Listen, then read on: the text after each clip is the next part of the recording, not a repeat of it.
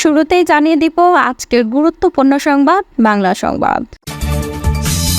দেশ পুনর্গঠনে যুক্তরাষ্ট্রের সহায়তা চাইলেন ডক্টর মোহাম্মদ ইউনূস। জানাবো চুপানো বা টুস করে ফেলে দেওয়ার হুমকিতে শেখ হাসিনার বিরুদ্ধে মামলা। এবং সর্বশেষ জানাবো ভারতীয় আধিপত্যের কাছে আত্মসমর্পণ করেছিলেন শেখ হাসিনা। এতক্ষণ শুনছিলেন সংবাদ শিরোনাম, এখন থাকছে বিস্তারিত। প্রিয় দর্শক, নিউজটি ভালো লাগলে চ্যানেলটি অবশ্যই সাবস্ক্রাইব করে সঙ্গে থাকুন এবং এই ভিডিও সম্পর্কে আপনার মূল্যবান মতামতটি কমেন্ট বক্সে জানিয়ে দিন। ধন্যবাদ। অন্তর্বর্তী সরকারের প্রধান উপদেষ্টা ডক্টর মোহাম্মদ ইউনূস দেশ পুনর্গঠন, গুরুত্বপূর্ণ সংস্কার কর্মসূচি বাস্তবায়ন এবং পাচার হওয়া অর্থ ফিরিয়ে আনতে যুক্তরাষ্ট্রের সহযোগিতা চেয়েছেন। আজ রোববার ঢাকার রাষ্ট্রীয় অতিথি ভবন যমুনায় সফররত উচ্চ পর্যায়ের মার্কিন প্রতিনিধি দলের সঙ্গে এক বৈঠকে প্রধান উপদেষ্টা এই সহায়তা চান।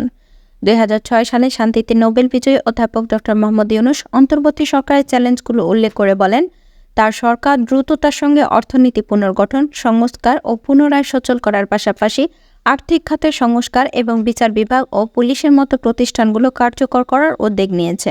বৈঠকে প্রধান উপদেষ্টা উল্লেখ করেন, বর্তমান সময়টি আমাদের জন্য অত্যন্ত গুরুত্বপূর্ণ এবং আমাদের ইতিহাসে এক তাৎপর্যপূর্ণ মুহূর্ত।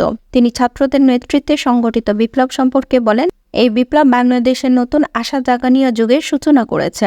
প্রধান উপদেষ্টা যুক্তরাষ্ট্রের প্রতিনিধি দলের কাছে অন্তর্বর্তী সরকারের গৃহীত সংস্কারের রূপরেখা তুলে ধরে বলেন, তার সরকার দায়িত্ব গ্রহণের মাত্র কয়েক সপ্তাহের মধ্যে ভোট কারচুপি প্রতিরোধে নির্বাচন কমিশন সংস্কার এবং বিচার বিভাগ, পুলিশ, জনপ্রশাসন, দুর্নীতি দমন কমিশন ও সংবিধান সংশোধনের লক্ষ্যে 6টি কমিশন গঠন করা হয়েছে। স্বৈরাচার সরকারের ঘনিষ্ঠ দুর্নীতিবাজ ব্যক্তিদের মাধ্যমে আত্মসাৎ ও পাচার হওয়া অর্থ ফিরিয়ে আনার ব্যাপারে সরকার অঙ্গীকারবদ্ধ বলে তিনি উল্লেখ করেছেন। নতুন মামলা হয়েছে সাবেক প্রধানমন্ত্রী শেখ হাসিনার বিরুদ্ধে। এবার পদ্মা সেতুতে চুবিয়ে বিএনপি চেয়ারপারসন খালেদা জিয়া ও বর্তমান সরকারের প্রধান উপদেষ্টা ডক্টর ইউনূসকে হত্যার হুমকি দেওয়ায় এই মামলা হয়েছে তার বিরুদ্ধে। রবিবার দুপুরে চট্টগ্রাম মেট্রোপলিটন আদালত এই মামলা দায়ের করা হয়েছে। চট্টগ্রামের ছাত্রদলের সাবেক সহসভাপতি সৌরভ বাদ চট্টগ্রাম মেট্রোপলিটন আদালতের বিচারক জুয়েল দেবের আদালতে এই মামলা করেছেন। মামলাটি আমলে নিয়ে পুলিশ ব্যুরো অব ইনভেস্টিগেশনকে তদন্ত করার নির্দেশ দিয়েছেন বলে জানান বাদীর আইনজীবী। সাবেক প্রধানমন্ত্রী শেখ হাসিনা 2022 সালের 18 মে এক অনুষ্ঠানে বিএনপি চেয়ারপারসন খালেদা জিয়ার সমালোচনা করে বলেন, খালেদা জিয়া বলেছিল জোড়াতালি দিয়ে পদ্মা সেতু বানাচ্ছে, ওখানে চড়া যাবে না, ভেঙে পড়বে। এর সঙ্গে যুক্ত ছিল খালেদা জিয়া দোসররাও। তাদের কি করা উচিত? পদ্মা সেতুতে নিয়ে গিয়ে পদ্মা নদীতে টুস করে ফেলে দেওয়া উচিত। ডক্টর ইউনূসকে নিয়েও সমালোচনা করেছিলেন হাসিনা। বলেছিলেন, যিনি একটি এমডি পদের জন্য পদ্মা সেতুর মতো প্রকল্পের টাকা বন্ধ করেছে, তাকেও পদ্মা সেতুর নদীতে চুবানি দিয়ে উঠিয়ে নেওয়া উচিত। মরে যাতে না যায়, পদ্মা নদীতে চুবানি দিয়ে সেতুতে তুলে দেওয়া উচিত। তাহলে যদি এদের শিক্ষা হয়। গত 5 আগস্ট বৈষম্য বিরোধী ছাত্র আন্দোলনের মুখে পদত্যাগ করে দেশ ছাড়েন শেখ হাসিনা। এরপর 8 আগস্ট ডক্টর মোহাম্মদ ইউনূসের নেতৃত্বে গঠিত হয় অন্তর্বর্তী সরকার। ছাত্র আন্দোলনের মুখে গত 5 আগস্ট দেশ ত্যাগ করেন সাবেক প্রধানমন্ত্রী শেখ হাসিনা। এরপর গত 8 আগস্ট ক্ষমতায় এসেছে ডক্টর ইউনূসের নেতৃত্বাধীন অন্তর্বর্তী সরকার। ক্ষমতার পালাবদলের পর ঢাকার সঙ্গে ঘনিষ্ঠ সম্পর্ক করার চেষ্টা চালাচ্ছে অনেক দেশ, বিশেষ করে প্রতিবেশীরা। রবিবার একটি নিবন্ধ প্রকাশ করেছে পাকিস্তানের প্রভাবশালী গণমাধ্যম দ্য ডন। প্রবন্ধটি লিখেছেন আইজাজ আহমেদ চৌধুরী। তিনি দক্ষিণ এশিয়ার পরমাণু শক্তি দেওয়া দেশটির সাবেক পররাষ্ট্র সচিব এবং ইসলামাবাদের শানবান ইনস্টিটিউটের চেয়ারম্যান। নিবন্ধটিতে তিনি লেখেন, বাংলাদেশ ছাত্র জনতার ব্যাপক বিক্ষোভের মুখে প্রধানমন্ত্রীর পদ থেকে পদত্যাগ করে ভারতে পালিয়ে গেছেন শেখ হাসিনা। ঢাকা থেকে তার পালিয়ে যাওয়া প্রায় 1.5 মাস হতে চলেছে। এই সময়ের মধ্যে ছাত্র নেতৃত্বাধীন বিক্ষোভের উপর হাসিনা সরকারের সহিংস দমন পীড়নের প্রভাব থেকে বাংলাদেশ ধীরে ধীরে বের হয়ে আসার চেষ্টা করছে। ছাত্র জনতার উপর দমন পীড়নে 1000-এরও বেশি মানুষ প্রাণ হারিয়েছে বলে জানা গেছে। আয়রন লেডি হিসেবে নিজেকে ভাবমূর্তি করে গড়ে তোলা শেখ হাসিনা কেন এত দ্রুত ক্ষমতা হারালেন এবং সেই সঙ্গে বাংলাদেশের পরিবর্তনের ধরন বোঝাতে আগ্রহী বৈশ্বিক বুদ্ধিজীবী সম্প্রদায়। 2009 সাল থেকে হাসিনা স্বৈরাচারের মতো বাংলাদেশকে শাসন করেছে। একই সঙ্গে তিনি নির্মমভাবে সমস্ত বিরোধী দলকে চূর্ণ বিচূর্ণ করেছেন। তিনি তার বাবা শেখ মুজিবুর রহমানের ব্যক্তিত্বকে ঘিরে একটি ধর্মও গড়ে তুলেছিলেন। তবে হাসিনার ক্ষমতাচ্যুতি, তার অধীনে বহুদলীয় গণতন্ত্রের অবক্ষয় এবং একদলীয় শাসন চাপানোর প্রচেষ্টা নিয়ে বাংলাদেশের যে ব্যাপক উদ্বেগ রয়েছে সেটিকে শান্ত করেছে। বাংলাদেশে এটি অবশ্যই জনগণের মুহূর্ত।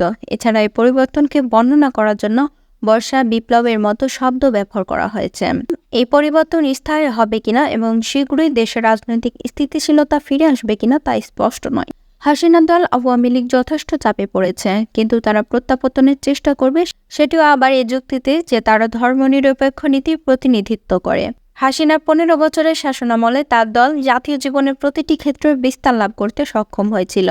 এছাড়া হাসিনার অধীনে বাংলাদেশ উল্লেখযোগ্য অর্থনৈতিক উন্নয়ন প্রত্যক্ষ করেছিল, যদিও সেই উন্নয়ন অন্তর্ভুক্তিমূলক ছিল না এবং বেকারত্ব ও মুদ্রাস্ফীতির পাশাপাশি বৈষম্য তীব্র ছিল। পররাষ্ট্রনীতির ক্ষেত্রে হাসিনা ভারতীয় আধিপত্যের কাছে আত্মসমর্পণ করাকে বেছে নিয়েছেন এবং এটি ছিল স্বাধীনতাকামী বাংলাদেশের জন্য শ্বাসরুদ্ধকর। আপাতত বাংলাদেশ ভারতে অনেক চাপ বেড়ে গেছে, তবে স্পষ্ট যে তারা নিজেদের প্রভাব রক্ষার জন্য সর্বাত্মক চেষ্টা করবে। বাংলাদেশের সঙ্গে 4000 কিলোমিটার দীর্ঘ সীমান্ত এবং ভারতের উত্তর-পূর্ব রাজ্যগুলোতে সক্রিয় বিদ্রোহের পরিপ্রেক্ষিতে বর্তমানে ভারতের গুরুত্বপূর্ণ স্বার্থ হল সীমান্ত নিরাপত্তা। যাই হোক, ভারতের নেতাদের জন্য তাৎক্ষণিক চ্যালেঞ্জ হলো কিভাবে দেশের প্রতি হাসিনার উপস্থিতি সামলাবেন। যতদিন হাসিনা দিল্লিতে থাকবেন ততদিন ঢাকার সঙ্গে ভারতের সম্পর্কের উন্নতি হওয়ার সম্ভাবনা নেই। 2013 সালে উভয় দেশে একটি প্রত্যর্পণ চুক্তিতে স্বাক্ষর হয়েছিল, আর সেই চুক্তি বিবেচনা নিয়ে বাংলাদেশে অনেকেই শেখ হাসিনাকে এবং তার সহযোগীদের বিরুদ্ধে দায়ের করা 90টিরও বেশি ফৌজদারি মামলা বিচারের জন্য তাকে ফিরিয়ে আনার আহ্বান জানিয়েছেন। অন্যদিকে যে আখ্যান বা বয়ান বাংলাদেশে পরিবর্তন এনেছে, ভারত সেটির অপব্যাখ্যা বা কারসাজি করে নিজেদের কাজে লাগানোর চেষ্টা করছে। ভারতের গবেষক এবং দেশটির মিডিয়া এমন এক বর্ণনার দিকে অগ্রসর হচ্ছে যেখানে বলা হচ্ছে রাজনৈতিক এ পট পরিবর্তনটি বাংলাদেশকে মুসলিম মৌলবাদের দিকে ধাবিত করবে এবং বাংলাদেশের হিন্দুর উপর হামলার ঘটনা ঘটেছে। যদিও বিবিসি সংবাদ অনুসারে হামলার সব খবরের বেশিরভাগই ছিল গুজব। হাস্যকরভাবে ভারতে ধর্মীয় নিপীড়ন উদ্বেগজনক মাত্রায় বেড়েছে। এছাড়া বাংলাদেশের এই পরিবর্তনে বিদেশি শক্তির সম্ভাব্য সম্পৃক্ততাকে মরিয়াভাবে তুলেছে ভারত। যদিও বাংলাদেশে এই পরিবর্তন সম্পূর্ণ দেশীয় বলে মনে হচ্ছে। শেখ হাসিনার অত্যাচারের বিরুদ্ধে দাঁড়ানো ছাত্রদের আত্মত্যাগের মাধ্যমে যে পরিবর্তন এসেছে তাকে অসম্মান করে মূলত ভারতের উদ্দেশ্য। এদিকে অধ্যাপক ড. মোহাম্মদ ইউনূসের নেতৃত্বাধীন অন্তর্বর্তী সরকার রাজনৈতিক পরিবেশ স্থিতিশীল করতে এবং অর্থনীতিকে পুনরুদ্ধার করতে সংগ্রাম করছে। মূলত হাসিনার বিরুদ্ধে বিক্ষোভ শুরু হওয়ার আগে থেকে অর্থনীতি অনেকটা ধীর হয়ে গিয়েছিল। এছাড়া কয়েক সপ্তাহ ব্যাপী বিক্ষোভের কারণে বাংলাদেশের পোশাক শিল্প বিশেষভাবে ক্ষতিগ্রস্ত হয়েছে। সরকার অর্থনীতিতে পুনর্কৌশলীকরণ এবং ন্যায়সঙ্গত ও টেকসই উন্নয়নের জন্য সম্পদ সংগ্রহ নামে একটি টাস্ক ফোর্স গঠন করেছেন। রাজনৈতিকভাবে এমন পরিস্থিতির নিরাময় প্রয়োজন। নির্বাচনের আগে বিচার বিভাগ, পুলিশ ও নির্বাচন কমিশনের মৌলিক সংস্কার চায় ছাত্র নেতৃত্ব। আর এতে দেখা যাচ্ছে নির্বাচন কিছু সময়ের জন্য বিলম্বিত হতে পারে। আঞ্চলিক পরিস্থিতির জন্য ড. মোহাম্মদ ইউনূস সার্ককে পুনর্জীবিত করার প্রয়োজনীয়তার উপর জোর দিয়েছেন, যা 1885 সালে ঢাকায় প্রতিষ্ঠিত হয়েছিল। তিনি চান বাংলাদেশ আসিয়ানের সদস্য হবে এবং তারপর সার্ক ও আসিয়ানের মধ্যে সেতুবন্ধন হিসেবে কাজ করবে। বাংলাদেশের এই পরিবর্তন পাকিস্তানের প্রতিক্রিয়া কেমন হওয়া উচিত? পাকিস্তানিরা বাংলাদেশের জনগণের প্রতি শ্রদ্ধাশীল এবং তারা মনে করে নিজেদের রাজনৈতিক ভাগ্য নির্ধারণের অধিকারকে তারা যেভাবে চান তাকে সম্পূর্ণভাবে সম্মান করা উচিত। যাই হোক, পাকিস্তানের বাস্তবতা থেকে সন্তুষ্ট হতে পারে, হাসিনার মিথ্যা দোষারোপ করতে পারবে না বা 71-এর দুঃখজনক ঘটনাকে নিয়ে আর কোনো কারসাজিও করতে পারবে না। এছাড়া পাকিস্তানের বিরুদ্ধে বিষাক্ত প্রোপাগান্ডাও এবার বন্ধ হতে পারে। হাসিনার ক্ষমতাচ্যুতি পাকিস্তান বাংলাদেশের জন্য দ্বিপাক্ষিক সম্পর্ক পুনঃস্থাপনের সুবর্ণ সুযোগ এনে দিয়েছে। যাই হোক, পাকিস্তানের অবশ্য বাস্তবসম্মত প্রত্যাশা থাকতে হবে যে নতুন অন্তর্বর্তী সরকার এমন কি করতে পারে যারা তখন অভ্যন্তরীণভাবে বেশ কিছু বিষয় ঠিক করার চেষ্টা করেছে। সম্প্রতি বাংলাদেশের পূর্বাঞ্চলে আঘাত হানা ভয়াবহ বন্যার মুখে বাংলাদেশের জনগণের সাথে একাত্মতা প্রকাশ করে পাকিস্তান ভালো কাজ করেছে। দুই দেশ জনগণের মধ্যে যোগাযোগ এবং যুব বিনিময়কে উৎসাহিত করতে পারে, যা হাসিনা বন্ধ করে দিয়েছিলেন। তাছাড়া বাস্তবসম্মত প্রত্যাশার সাথে সুনির্দিষ্ট গতিকে একে অপরের দিকে এগিয়ে নিয়ে যাওয়াই হবে উভয় দেশের পক্ষে উপযুক্ত।